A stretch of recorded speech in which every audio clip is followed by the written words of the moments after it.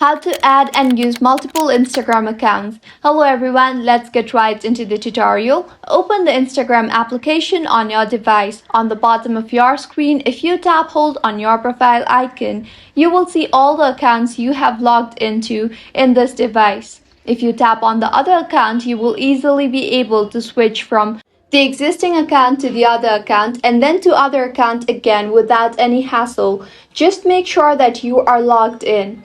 Instagram allows 7 accounts in your device at once. If you try to log in more than 7 accounts, then Instagram will show you have reached the maximum number of accounts. To add more account, tap on your name drop down there on the top left of your screen in your profile and then tap on the add account option. You can log into existing account, or if you want, you can also create a new account. Enter your login details and tap on login. With this, you will be logged into another account from existing account. If you find this tutorial helpful, do subscribe to our channel. Thank you for staying with us until the end.